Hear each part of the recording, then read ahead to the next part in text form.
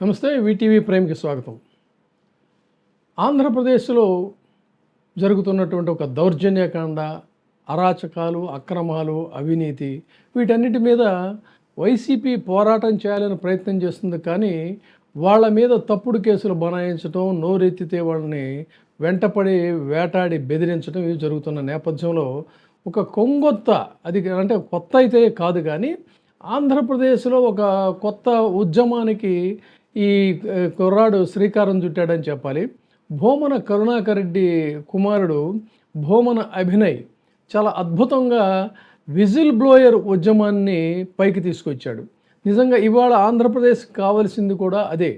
ఎవరు కూడా అరాచకమైనటువంటి దీని మీద ప్రశ్నించడం కోసం సహనం కోల్పోయి కుసంస్కారమైనటువంటి భాషతో ఈ సోషల్ మీడియాలో పోస్టులు పెట్టడం, ఫలితంగా వాళ్ళు కేసులు పెట్టడం, ఆ కేసుల్లో ఇరుక్కోవటం, ఇబ్బందులు పడటం ఇది కాదు. నిజంగా ఈ సమాజం పట్ల దమ్ము, ధైర్యం, బాధ్యత ఉన్నటువంటి వాళ్ళు చేయాల్సింది సరిగ్గా ఇదే చెప్పాలి. ఏంటి అసలు ఈ విజిల్ బ్లోయర్ అంటే? సమాజంలో జరుగుతున్నటువంటి అరాచకాలని, అక్రమాలను వాటన్నిటిని కూడా బహిర్గతం చేయడానికి ఉండేటువంటి సాహసోపేతమైనటువంటి కార్యకర్తలనే విజిల్ బ్లోయర్స్ అని చెప్పానంటారు. 1970లో అమెరికాలో వియత్నాం యుద్ధం, పబ్లిక్ హెల్త్, కార్పొరేట్ స్కాములు అంటే సరిగ్గా వాళ్ళ ఆంధ్రప్రదేశ్లో పరిస్థితి ఎలా ఉందో అలాంటి పరిస్థితులు ఉన్నప్పుడు వాటిని బహిర్గతం చేయడం కోసం పౌరులు కొంతమంది ధీటైనటువంటి కార్యకర్తలు వీళ్ళందరూ కూడా విజిల్ బ్లోయర్స్ కింద బయలుదేరి ఈ అరాచకాలని పౌరులకి తెలియజేసేవాళ్ళు. దాన్ని ముఖ్యంగా ఏంటంటే డానియల్ ఎల్స్బర్గ్ అనే వ్యక్తి పెంటగాన్ పేపర్స్ అనేటువంటి ఒక రహస్య పత్రాలను బయటపెట్టిన తర్వాత ఇది ప్రపంచవ్యాప్తంగా ఒక పెద్ద చర్చకు వచ్చింది. సో దీని మీదే మళ్ళీ మనకి ఇప్పుడు ఆర్టీఐ ఎలాగో ఈ విజిల్ బ్లోయర్ ప్రొటెక్షన్ లాస్ కూడా చట్టాలు కూడా అక్కడ ఏర్పాటైనాయి అన్నమాట. ఇది విజిల్ బ్లోయర్కి. సో ప్రజల హితానికి విఘాతం కలిగించే వ్యవస్థల యొక్క అవినీతి, దోపిడీ, అక్రమాలు ఇలాంటి వాటిని బయట పెట్టాలంటే చాలా డిగ్నిఫైడ్గా, హుందాగా మీరు ఈ వీడియోలో చూడండి. భూమన అభినయ్ ఏం చేశాడంటే పవిత్రమైనటువంటి తిరుపతి పుణ్యక్షేత్రంలో తెల్లవారుజాము నుంచి, కొంతమంది చెప్తుంది ఏంటి అసలు తెల్లవారులు అక్కడ బార్లు నడుస్తూనే ఉన్నాయంట. అలాంటిది తెల్లవారుజామునే అక్కడ 5:30కే 10 గంటలకి యాజ్ పర్ రూల్స్ తెరవాల్సింది తెల్లవారుజామునే లేస్తే చక్కగా ఏం చేశాడు, సింపుల్గా ఏమి గొడవలు అల్లర్లు ఏం చేయలేదు. హాయిగా మీడియాని, కెమెరాలను తీసుకెళ్ళాడు, వాళ్ళని గౌరవంగా ప్రశ్నించాడు. తనతో పాటు ఉన్నటువంటి అనుచరులు కూడా చెప్పాడు, మీరేమి తొందరపడకండి పగల కొట్టడాలి. అదేవిధంగా ఆ మధ్యాహ్నం అమ్ముతున్నటువంటి అది కూడా చెప్పాడు, బాబు నువ్వేం కంగారు పడొద్దని చేసి అక్కడ ఉన్నటువంటి అరాచకాన్ని, పవిత్ర పుణ్యక్షేత్రంలో జరుగుతున్నటువంటి నీచమైనటువంటి అరాచకాలని, ఈ లెక్కర్ స్కామ్ని చాలా హుందాగా బయటపెట్టాడు. పీపుల్ విల్ డిసైడ్ ఏంటనేది. ఇలాంటివి ప్రతి చోట కూడా వాళ్ళ ప్రతి వైసీపీ కార్యకర్త రాజకీయం అంటే ఏంటంటే కేవలం అధికారాన్ని అనుభవించడమే కాదు, సమాజ హితం కోసం సామాజిక బాధ్యత ఉన్నటువంటి వాళ్ళు ఇలాంటి పనులే చేయాలి. కాబట్టి ఈ రోజున ప్రతి వైసీపీ కార్యకర్త కూడా ఈ సోషల్ మీడియాలో అరాచకమైనటువంటి పదాలు, అది ఇది వాళ్ళు అన్నారని మీరంటే ఇలాంటివి కాకుండా ఒక ధీటైనటువంటి ఒక విజిల్ బ్లోయర్ కింద తయారయ్యి ఎక్కడ ఏ అరాచకం జరిగినా దాన్ని జస్ట్ ఏంటంటే ఎక్స్పోజ్ చేసి వదిలేసేస్తే సో పీపుల్ విల్ డిసైడ్.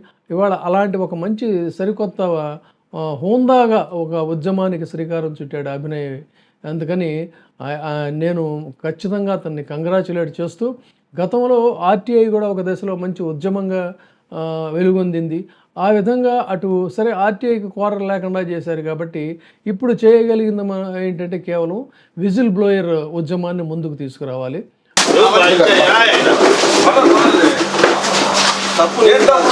ఎన్ని గంటలకి ఓపెన్ చేయాలి? ఉదయం 10 గంటలకి. ఎన్ని గంటలకు తెరిచాం మనం? నాకున్న సమాచారం మేరకు 5:30 మునిపే షాపును ఓపెన్ చేసేసారు. నిజమేనా? 5:20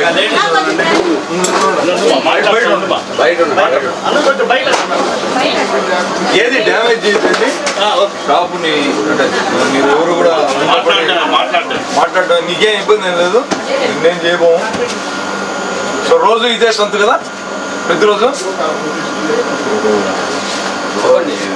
ప్రభుత్వ నిబంధనల ప్రకారం 10 గంటలకు తెరిచి రాత్రి 10 గంటలకు ఆపేయాలి. అంతేనా? రైల్వే స్టేషన్కి ఆనుకొని ఉంది షాపు. లక్షలాది మంది యాత్రికులు ప్రతిరోజు ఈ రైల్వే స్టేషన్కి వచ్చి ఇక్కడి నుంచి కొండపోతారు. పవిత్ర పుణ్యక్షేత్రమైనటువంటి తిరుపతిని పూర్తిగా మద్యంతో ముంచెత్తుతున్నారు. రైల్వే స్టేషన్కి ఆనుకొని ఉన్నటువంటి మద్యం దుకాణంలో మనం ఉన్నాం. ప్రభుత్వ నిబంధనల ప్రకారం ఉదయం 10 గంటల తర్వాత తెరుచుకోవాల్సినటువంటి షాపులు 5 గంటలకే తెరుచుకుంటున్నాయి. ఆ మాటకు వస్తే 24 గంటల పాటు తిరుపతిలో విచ్చలవిడిగా మద్యం దొరికేటటువంటి అవకాశం ఉంది. గుడులు బడులు తెరుచుకోక మునిపే మద్యం షాపులు తెరుచుకుంటున్నాయి. లక్షలాది మంది యాత్రికులు వచ్చేటటువంటి రైల్వే స్టేషన్కి ఆనుకొని ఉన్నటువంటి ఈ షాపులో దేవుడి దర్శనంకి వచ్చేటటువంటి వాళ్ళు మొదట చూసేటటువంటి దృశ్యం తాగుబోతుల్ని, మద్యం షాపుల్ని.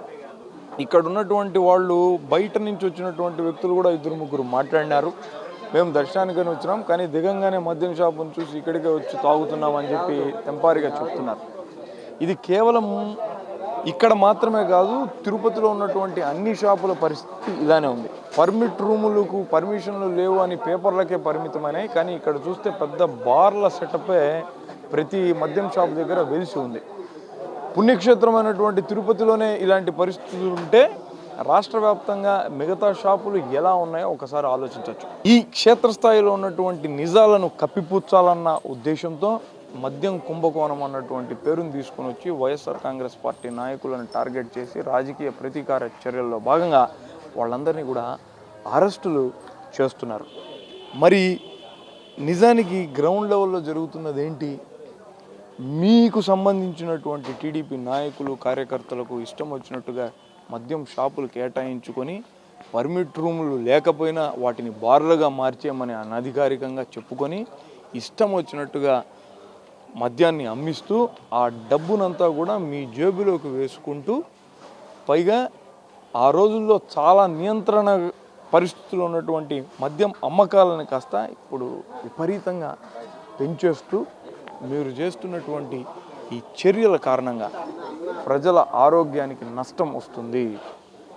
ఆడవాళ్ల మంగళసూత్రాలను తెంచేటటువంటి పరిస్థితికి కూటమి ప్రభుత్వం ఈరోజు చేరింది.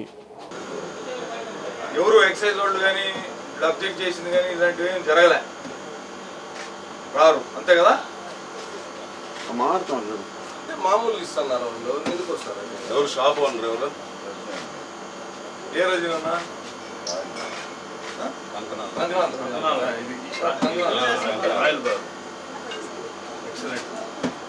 సరే, ఇంకేం చేస్తావులే. ఇంకా ఇప్పుడు తెరిచి ఉంచింది నిజం కదా.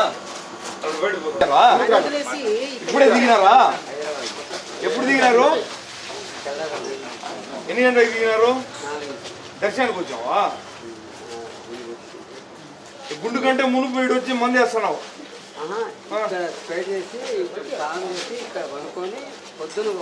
ఏడా మా వైపు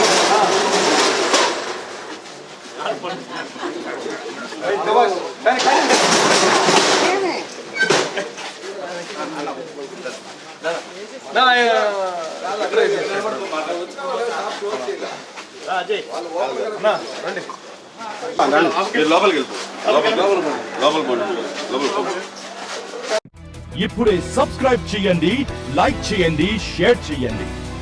వే టీవీ ప్రైమ్, మీ ఉత్తమాభిరుచుల సమ్మేళనం.